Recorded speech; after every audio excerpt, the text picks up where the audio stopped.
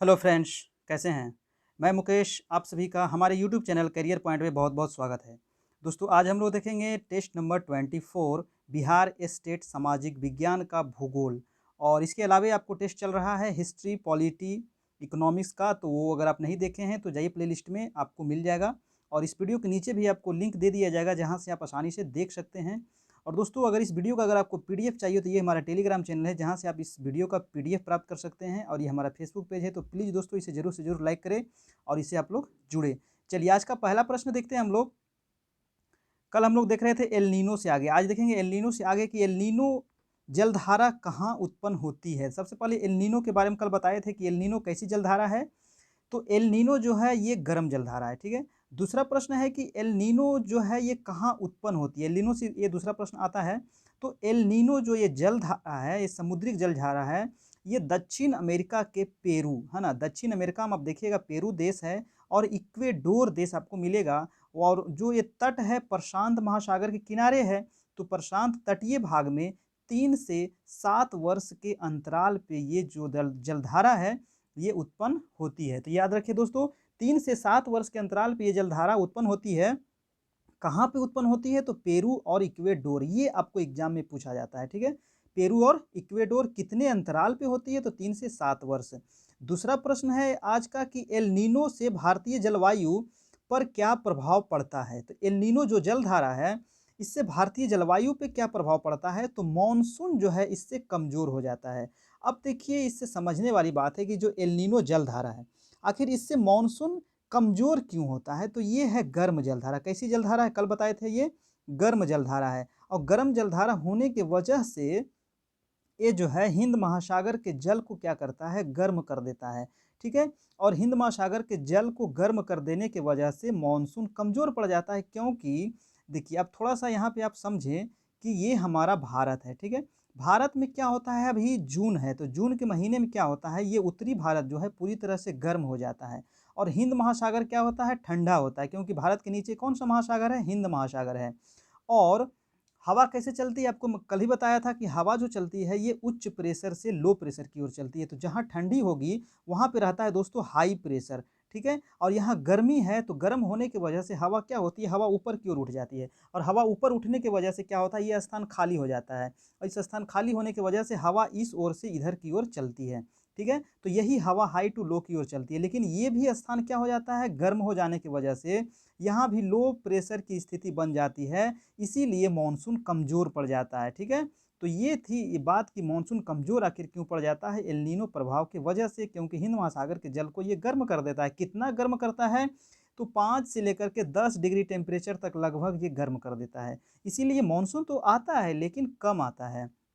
तो ये था प्रश्न। तीसरा प्रश्न है आपको कि ला नीना कैसी जलधारा है। तो एल नीनो के बारे में समझ गए। अगला है ला नीना। ये देखिए, दोनों जो जलधारा है ना आपको बार बार एग्जाम में पूछे जाते हैं, ला नीना और एल नीनो के बारे में, ठीक है। तो ला नीना जो है ये ठंडी जलधारा है, ठीक है, याद रखिए। और एल नीनो हो कैसी जलधारा थी? तो गर्म जलधारा थी। ला नीना ठंडी। नेक्स्ट है आपका चौथा नंबर कि ला नीना जलधारा की उत्पत्ति कहाँ होती है। तो ये भी जो उत्पन्न होती है दोस्तों, पेरू के तट पर ही उत्पन्न होती है, प्रशांत महासागर में, ठीक है। और पेरू कहाँ है? तो ये दक्षिण अमेरिका महादेश में है पेरू। नेक्स्ट प्रश्न है आपका 5 नंबर की दक्षिण पश्चिम मानसून किस नियम के कारण अपनी दाहिनी ओर मुड़कर केरल के तट पर पहुंचती है। देखिए, वो कौन से नियम है? तो वो नियम है आपका कोरियालिस बल या फिर फेरल का नियम। क्या है? फेरल का नियम। एक वैज्ञानिक थे, ये भूगोलवेता थे, इन्होंने ही सबसे पहले बताए थे कि जो ये मानसून है अपनी दाहिनी ओर मुड़ जाती है तो फेरल के नियम के अनुसार मुड़ जाता है। ये आपका बहुत ही इंपॉर्टेंट प्रश्न है, ठीक है। चलिए, अगला प्रश्न है आपका 6 नंबर के दक्षिण पश्चिम मानसून भारत में सबसे पहले कहाँ पहुँचती है, ठीक है। तो दक्षिण पश्चिम मानसून जो है ये भारत में सबसे पहले कहाँ पहुँचती है? तो ये है राज्य आपका केरल। दक्षिण में देखिएगा केरल राज्य मिलेगा और केरल के पास ही सबसे पहले पहुँचती है दक्षिण पश्चिम मानसून। ऊपर में क्या होता है? नॉर्थ होता है, इधर ईस्ट है और इधर वेस्ट है और नीचे क्या है? साउथ है। तो ये क्या हो जाएगा? दक्षिण और पश्चिम। तो ये दक्षिण पश्चिम मानसून सबसे पहले आती है केरल को। और केरल में आती है कब आती है? तो 1 जून को आती है। तो ये बातें आप याद रखिएगा, बार बार आपको एग्जाम में पूछे जाते हैं। सबसे अगला प्रश्न देखते हैं आपका 7 नंबर कि दक्षिण पश्चिम मानसून संपूर्ण भारत में कब तक सक्रिय हो जाता है। 1 जून को तो ये आती है, लेकिन संपूर्ण भारत में ये कब सक्रिय हो जाती है, तो ये मध्य जुलाई तक पूरे भारत में ये सक्रिय हो जाती है। मतलब पूरे भारत में लगभग ये मानसून फैल जाता है और वर्षा करने लगती है। चलिए, तो अगला प्रश्न देखते हैं आपका 8 नंबर की पर्वत के किस ओर अधिक वर्षा होती है। अब देखिए कि जैसे ये पर्वत है, कोई ये पर्वत है, तो पर्वत के इधर से आ रही है दक्षिण पश्चिम मानसून, ठीक है ना। तो पर्वत के इस ओर यानी आपका इस ओर, जिस ओर से हवा आ रही है उस ओर को कहा जाता है दोस्तों अभिमुख ढाल। क्या कहते हैं इसको? इसी को कहते हैं अभिमुख ढाल। तो इस ओर सबसे अधिक वर्षा होती है, और जो इसका ये साइड हो जाता है, ये इसको कहते हैं पवन भीमुख ढाल।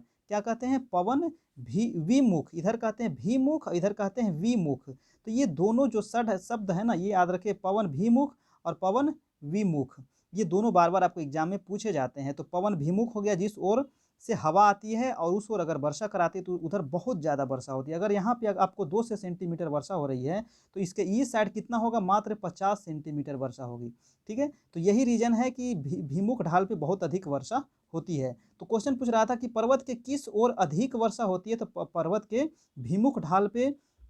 और पर्वत विमुख जो पर्वत होते हैं जो जबकि पर्वत विमुख पवन विमुख ढाल पे वृष्टि छाया प्रदेश, इसको देखिए पर्वत विमुख भी कहा जाता है और पवन विमुख भी कहा जाता है, इसीलिए यहाँ पे पवन विमुख आपको दिया गया है। ठीक है, पर्वत विमुख और पवन विमुख दोनों एक ही चीज़ है, ठीक है ना।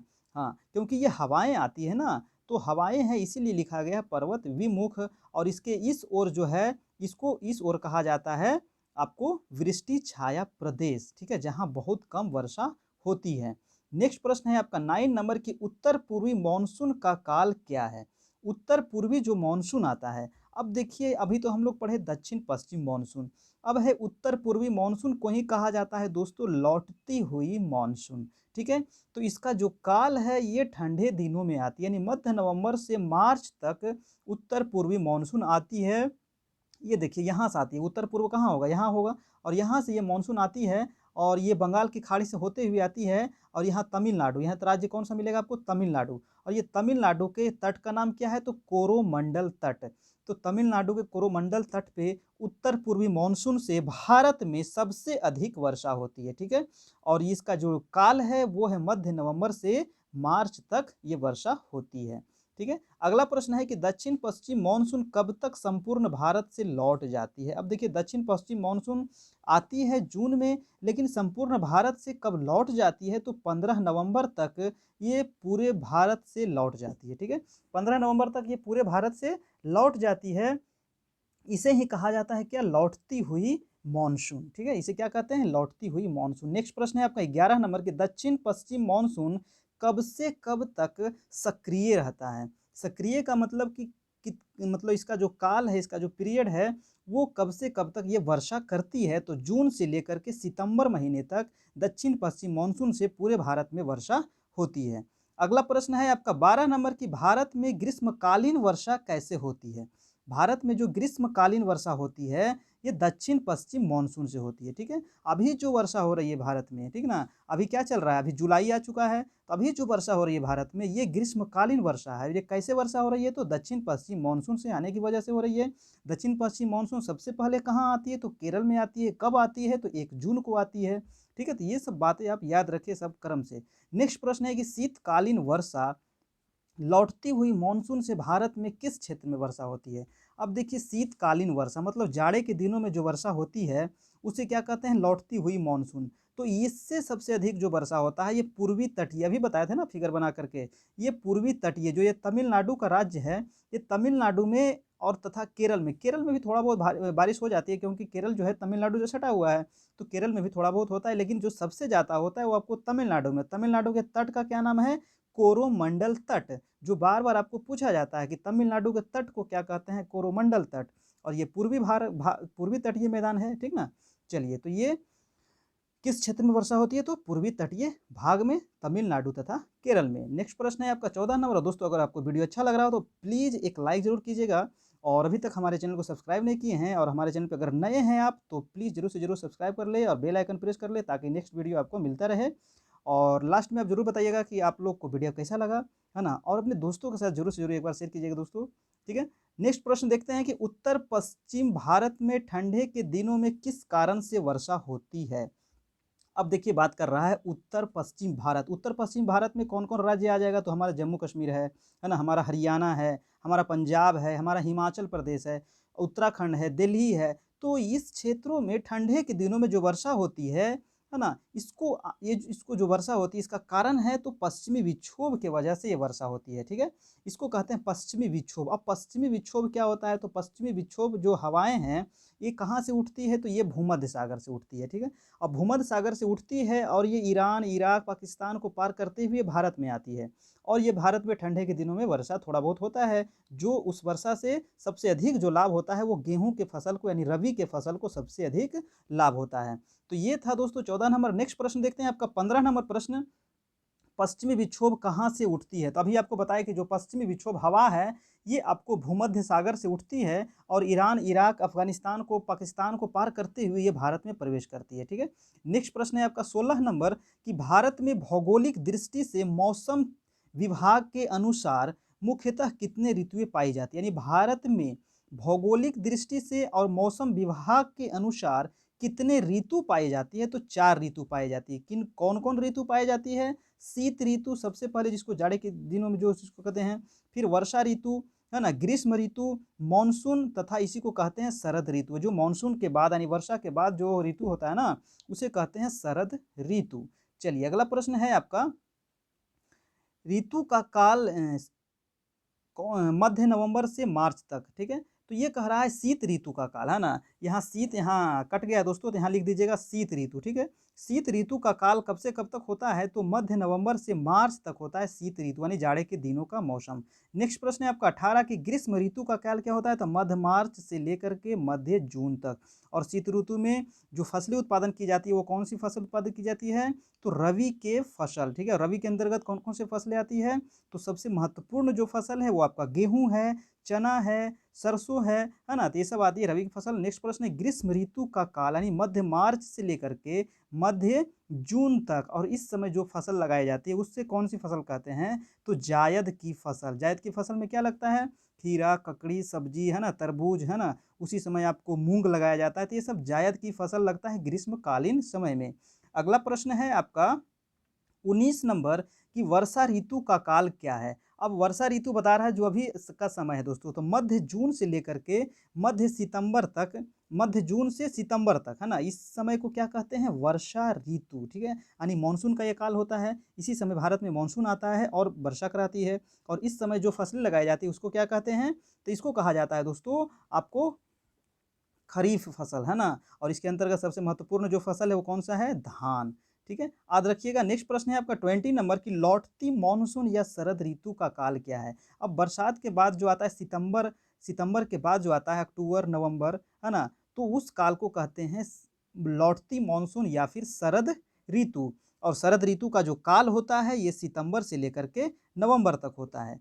चलिए, अगला प्रश्न है आपका 21 प्रश्न है कि शीत ऋतु में भारत के किस क्षेत्र में वर्षा होती है? तभी आपको बताए कि शीत ऋतु मतलब जाड़े के दिनों में जो वर्षा होती है, ये उत्तर पश्चिम भारत में होती है, जो पश्चिमी विक्षोभ के कारण होता है। और दक्षिण पूर्वी तट पे जो वर्षा होती है, ये उत्तर पूर्वी मानसून के वजह से होता है। तो ये दोनों अलग अलग प्रश्न है, ठीक ना? और दोनों जो वर्षा होती है ये जाड़े के दिनों में होती है। तो उत्तर पश्चिम में जो भारत में जो वर्षा होती है जाड़े के दिनों में, यानी ठंडे के दिनों में, शीत ऋतु में, उसे कहते हैं पश्चिमी विक्षोभ के वजह से। और जो दक्षिण पूर्वी तटीय भाग, जो तमिलनाडु, केरल, आंध्रा में थोड़ा बहुत जो वर्षा होता है, सबसे अधिक तमिलनाडु में होता है, वो जो वर्षा होता है दोस्तों उत्तर पूर्वी मानसून की वजह से होता है। नेक्स्ट प्रश्न है आपका 22 नंबर कि कौन से राज्य में जाड़े के दिनों में वर्षा होने के कारण चावल की कृषि की जाती है? तो अब देखिए, समझने वाली बात है कि जाड़े के दिनों में कहाँ वर्षा होती है? तमिलनाडु में होती है। और ये किस वजह से होती है? तो उत्तर पूर्वी, यहाँ से उठती है ना, तो यहाँ कौन सा क्षेत्र है? ये उत्तर पूर्वी है। और जब यहाँ से उठती है दोस्तों, तो ये स्थान क्या है? स्थल है। और जब ये स्थल से चलती है हवा, यानी नॉर्थ ईस्ट से चलती है, ये नॉर्थ है और ईस्ट है, तो नॉर्थ ईस्ट से जब चलती है तो ये स्थल से चलती है तो ये सूखा रहती है हवा, लेकिन जैसे ही ये बंगाल की खाड़ी में आती है यहाँ से नमी चुरा लेती है और फिर यहाँ तमिलनाडु आकर के कोरोमंडल तट पे आकर के इस पर्वत से टकराती है, यानी पूर्वी घाट पर्वत से टकराती है और फिर यहाँ पे वर्षा करती है सबसे अधिक जाड़े के दिनों में। इसीलिए जाड़े के दिनों में तमिलनाडु में चावल की कृषि की जाती है, धान की कृषि की जाती है। नेक्स्ट प्रश्न है आपका 23 नंबर। गर्मी के दिनों में उत्तर भारत में चलने वाली पछुआ हवा अत्यंत गर्म तथा शुष्क होती है, उसे क्या कहते हैं? अब देखिए गर्मी के दिनों में जो पछुआ हवा चलती है ना, आप देखते होंगे कितना लहर चलता है ना, हम लोग तो लहर कहते हैं, उसको क्या कहा जाता है? लू कहा जाता है। उत्तरी भारत में क्या कहते हैं उसको? लू। ये आपको बहुत इंपॉर्टेंट प्रश्न है, बहुत बार आपको एग्जाम में पूछा गया है। और देखिए इसी टाइप का एक क्वेश्चन पूछा जाता है कि जो उत्तरी भारत में हवाएं चलती है, गर्म हवाएं, इसे लू कहते हैं। और जो इसी प्रकार की हवाएं ऑस्ट्रेलिया में भी चलती है, ऑस्ट्रेलिया महादेश है, वहाँ चलती है, ऑस्ट्रेलिया एक महादेश भी है, ऑस्ट्रेलिया एक देश भी है, तो जो वहाँ ये हवाएं चलती है गर्म हवाएं, उसे कहा जाता है विली विली। क्या कहते हैं? विली विली, याद रखिएगा, विली विली, विली विली 2 बार, ठीक है। तो विली विली कहा जाता है ऑस्ट्रेलिया में जो हवाएं चलती है गर्म और पछुआ हवाएं। चलिए अगला प्रश्न देखते हैं आपका 24। पश्चिम बंगाल तथा बिहार के आसपास शाम के समय धूल भरी आंधियां चलती है, जिसे क्या कहते हैं? पश्चिम, देखिए आप गर्मी के मौसम में देखिएगा कि आप बिहार के अगर हैं तो आप शाम में देखिएगा कि बहुत तेज आंधी आती है ना, तो उसे क्या कहते हैं? धूल भरी जो आंधी चलती है शाम के समय, खास करके ये शाम में चलती है 3 बजे के आसपास, 3, 4, 5 बजे के आसपास चलती है, इसे कहा जाता है नार्वेस्टर या काल वैशाखी। ये आपका बहुत ही इंपॉर्टेंट प्रश्न है, ठीक है, तो याद रखिएगा ये बहुत महत्वपूर्ण प्रश्न बार बार पूछे जाते हैं। जो शाम के समय धूल भरियां आंधियां चलती है पश्चिम बंगाल और बिहार के आसपास के क्षेत्रों में, उसे काल वैशाखी या नार्वेस्टर कहा जाता है। इस समय थोड़ा बहुत वर्षा भी हो जाता है और इस वर्षा से असम में चाय की खेती की जाती है, उसे बहुत ही लाभ मिलता है। और आम की फसल को काफ़ी नुकसान पहुंचता है, तो ये भी क्वेश्चन पूछा जाता है कि जो काल वैशाखी हवाएं चलती है, इससे किस फसल को काफ़ी नुकसान पहुंचता है? तो वो है आम की फसल। क्यों? क्योंकि जो आम की फसल होती है ना, उस समय क्या होती है, मार्च अप्रैल में उसमें मांजर आता है और वो क्या होता है, गिर जाता है, बहुत आंधियां चलने की वजह से पूरा झड़ जाता है, इसीलिए आम की फसल को काफ़ी नुकसान होता है। अगला प्रश्न है आपका 25 नंबर की, काल वैशाखी या नार्वेस्टर को कर्नाटक में क्या कहते हैं? जो इसी प्रकार की हवाएं कर्नाटक में चलती है उसे कहते हैं आम की बौछार, है ना, उसे क्या कहते हैं? आम की बौछार। तो ये भी आपका बहुत ही इंपॉर्टेंट प्रश्न है। अगला प्रश्न देखते हैं 26। भारत में अधिकतर वर्षा किस कारण से होती है? तो भारत में जो अधिकतर वर्षा होती है, ठीक है, वो दक्षिण पश्चिम मानसून से होती है। 90% जो भारत में वर्षा होती है ये दक्षिण पश्चिम मानसून से होती है, ठीक है, क्योंकि इसी से वर्षा होने की वजह से भारत में जितने भी फसलें का उत्पादन किया जाता है ना, तो वो मेन रूप से वर्षा जो होती है भारत में वो दक्षिण पश्चिम मानसून से सबसे पहले कहाँ आती है? केरल में आती है। और कब आती है? तो 1 जून को आती है। दोस्तों अगर आपको वीडियो अच्छा लग रहा हो तो प्लीज़ दोस्तों एक लाइक ज़रूर कीजिएगा दोस्तों, और अभी तक हमारे चैनल को सब्सक्राइब नहीं किए हैं, हमारे चैनल पे अगर आप नए हैं तो प्लीज़ ज़रूर से ज़रूर सब्सक्राइब कर ले। आपको कैरियर पॉइंट लिखा मिलेगा, उसके बगल में लाल बटन है, उसको दबाइएगा, सब्सक्राइब हो जाएगा। और उसके ऊपर आपको बेल है, बेल दबा दीजिएगा ताकि आपको नेक्स्ट वीडियो मिलता रहे और आप तैयारी आराम से करते रहें। मेरा चैलेंज है कि अगर आप रेगुलर आप क्लास करते रहते हैं तो आपको 110 प्लस तो बिहार स्टेट में कंफर्म है आएगा। और अगर इस बार जो है ना कट ऑफ आपका बहुत हाई जाने वाला है, ठीक है, क्योंकि एग्ज़ाम कैंसिल हो चुका है। अगर नेक्स्ट एग्ज़ाम होगा 2 महीना के अंदर, 3 महीना के अंदर, तो आपका कट ऑफ बहुत हाई जाएगा, क्योंकि बहुत सारे बच्चे जिसका मार्क्स कम आ रहा था वो काफ़ी मेहनत कर रहे हैं। तो आपको भी क्या है काम कि आप भी बहुत मेहनत करें, ठीक है, ताकि आप कम से कम 110 जरूर से ज़रूर लाए ताकि आपका सिलेक्शन हो सके, ठीक है। क्योंकि देखिए आपको तो यहाँ पे सिर्फ सीट शो कर दिया गया है ना, उसमें ये नहीं बताया गया है कि कितने कैटेगरी में कितने सीट हैं, ठीक है, ओबीसी में कितना है, महिला का कितना है, एससी का कितना है। तो ये ध्यान में रखते हुए आप तैयारी करें और अधिक से अधिक मार्क्स लाने का प्रयास करें ताकि आपका सिलेक्शन हो जाए। तो बने रहिए आप। अगर आपको नंबर लाना है 110 प्लस तो आपको डेली वीडियो देखना पड़ेगा और अपने दोस्तों के साथ ये वीडियो जरूर शेयर करें। चलिए अगला प्रश्न देखते हैं 27 नंबर के, भारतीय कृषि मानसून के साथ खाली स्थान है। ये देखिए क्वेश्चन आपको बार बार एग्जाम में पूछा जाता है। जो भारतीय कृषि है ये मानसून के साथ जुआ है दोस्तों, है ना। इस टाइप का क्वेश्चन आपको मेंस में पूछे जाते हैं, यूपीएससी के बीपीएससी के मेंस में पूछा जाता है। क्यों कि जो मानसून है ये जुआ क्यों है आखिर? तो इसका रीज़न ये है कि जो भारत के जो किसान हैं, अब बिहार का ले लें तो यहाँ के जो किसान हैं दोस्तों, वो मानसून पे आश्रित रहते हैं। अगर वर्षा होगी तो हम खेती कर पाएँगे, ठीक है? हम धान रोप पाएँगे। अगर वर्षा नहीं होगी तो खेती नहीं कर पाएँगे। तो इसीलिए कहा जाता है जो भारतीय कृषि है, इस पे देखिए और बहुत लंबा टॉपिक हो जाएगा, तो ये मैं ज़्यादा उस पे डीप में नहीं जाना चाहता हूँ। बस आप याद रखिए जो भारतीय कृषि है मानसून के साथ जुआ है, मतलब जो किसान लोग हैं एक प्रकार का जुआ जो होता है ना, वो खेलते हैं कि जब तक बारिश होगी तब हम खेती कर पाएंगे। नेक्स्ट प्रश्न है आपका 28 नंबर कि दक्षिण भारत में दैनिक तापांतर कम होता है या अधिक? अब देखिए ये क्वेश्चन है कंसेप्ट वाला। अगर आपको थोड़ा बहुत कॉन्सेप्ट इतना दिन से आप पढ़ रहे हैं अगर मेरे साथ, तो आपका कॉन्सेप्ट क्लियर हो चुका होगा।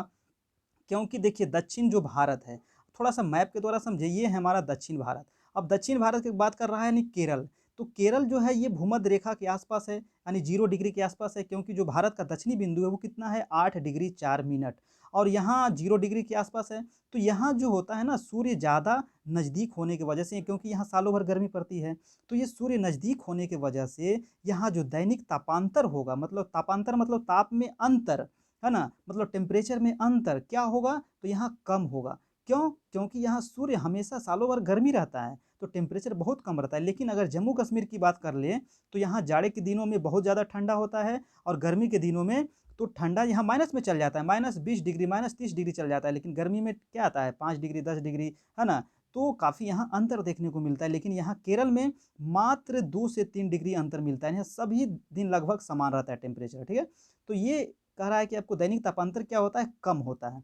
अगला प्रश्न देखते हैं हम लोग 29 नंबर प्रश्न है कि जब सूर्य कर्क रेखा पर सीधा चमकता है, ठीक है। कर्क रेखा जैसे ही आपको क्वेश्चन आवे तो दिमाग जाना चाहिए कि कर्क रेखा भारत के बीचों बीच से गुजरी है, और भारत के बीचों बीच से गुजरी है तो कितने राज्यों से होकर गुजरी है, तो कल बताए थे 8 राज्यों से होकर गुजरी है, ठीक है। तो इस पर क्या प्रभाव पड़ता है ना। जब सूर्य कर्क रेखा पर सीधा चमकता है तो इससे भारत को क्या प्रभाव पड़ता है, तो इससे क्या प्रभाव पड़ेगा, तो इससे प्रभाव पड़ेगा दोस्तों कि उत्तर पश्चिम भारत में निम्न वायुदाब केंद्र बन जाता है। क्यों?